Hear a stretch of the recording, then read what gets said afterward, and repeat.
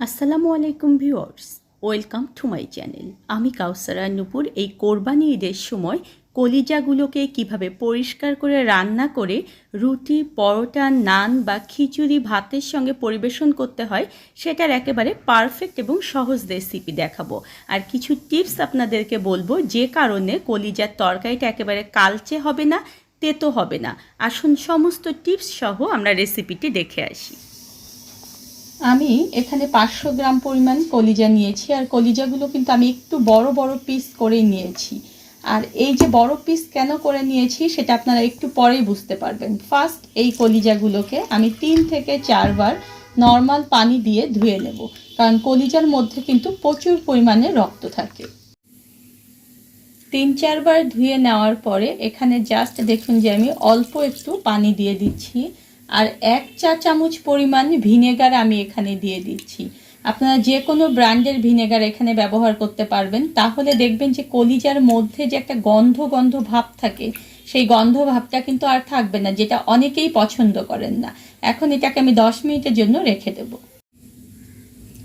ফিরে এলাম 10 মিনিট পরে। দেখুন যে কলিজাগুলো আমি কত ভালো করে ধুয়েছিলাম, তারপরও কিন্তু এখানে অনেক পানি বের হয়েছে।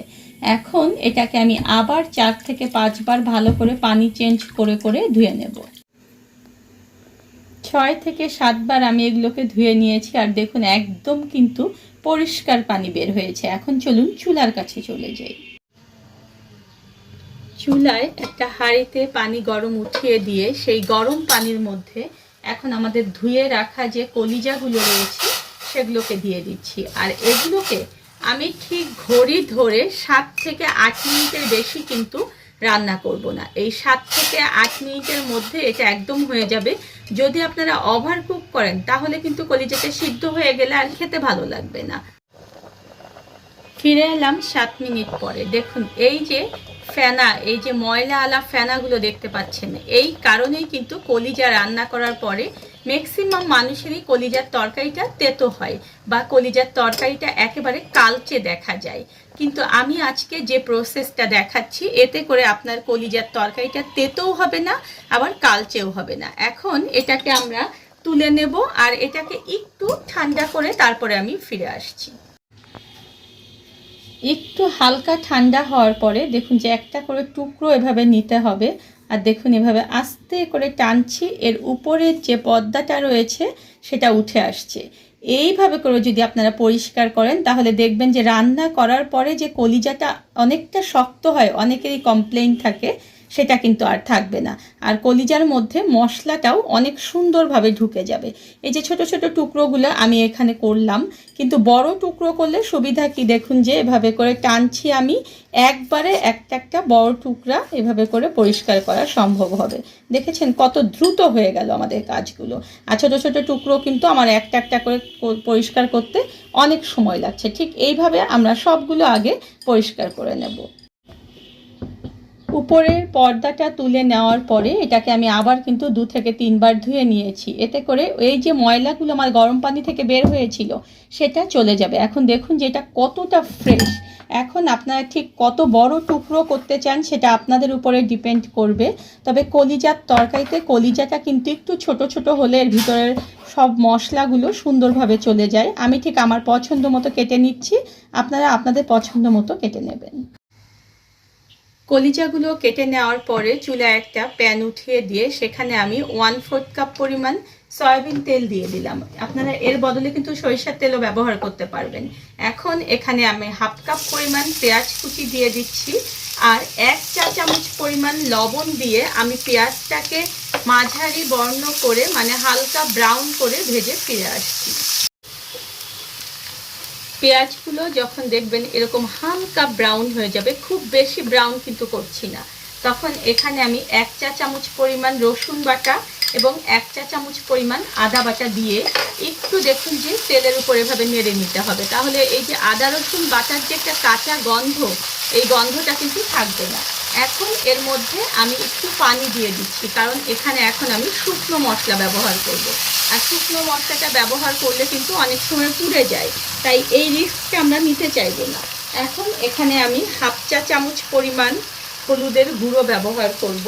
আমি এখানে হাফ চা চামচ পরিমাণ শুকনো মরিচের গুঁড়ো ব্যবহার করব। এটা আপনাদের ঝালের উপরে ডিপেন্ড করবে, ঠিক বেশি বা কম খেতে চাইলে কমিয়ে বা বাড়িয়ে দেবেন। আর এখানে আমি গরম মশলার গুঁড়ো, আমার চ্যানেলে দেখবেন যে কিভাবে গরম মশলার গুঁড়ো করতে হবে, সেটা কিন্তু আমি ডেসক্রিপশন বক্সে লিংক দিয়ে দেবো, আপনারা সেই অনুযায়ী মশলা তৈরি করে নেবেন।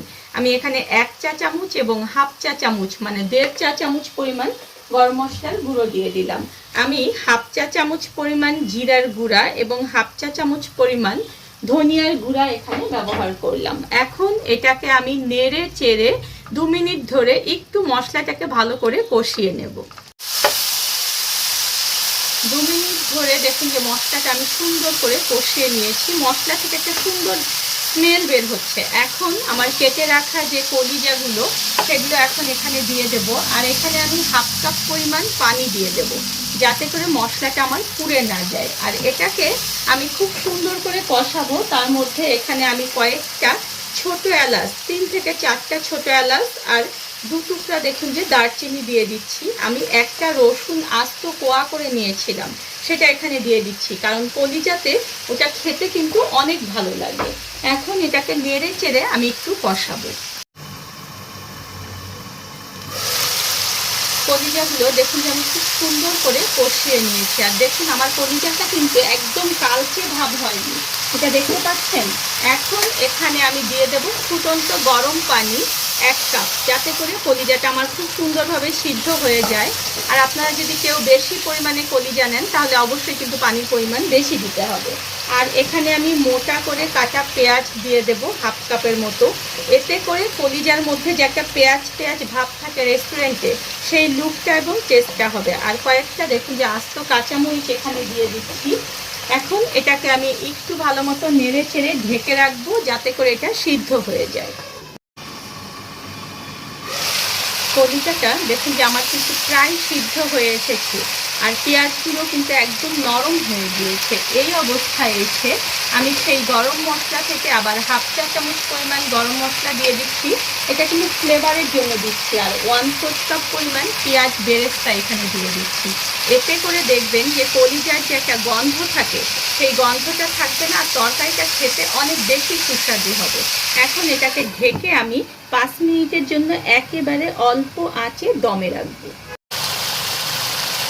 আমার রান্না কিন্তু একেবারে শেষ। এখন এটাকে আমি সার্ভ করব। দেখেছেন কত সহজে একেবারে অল্প কিছু টিপস মেনে আমরা যদি কলিজাটাকে পরিষ্কার করি এবং রান্না করি, তাহলে দেখবেন যে আমাদের কলিজার টেস্টটা আর তেতো লাগবে না এবং এর তরকারিটা কালো হবে না, আর এই তরকারিটা হবে অসম্ভব মজাদার যুক্ত।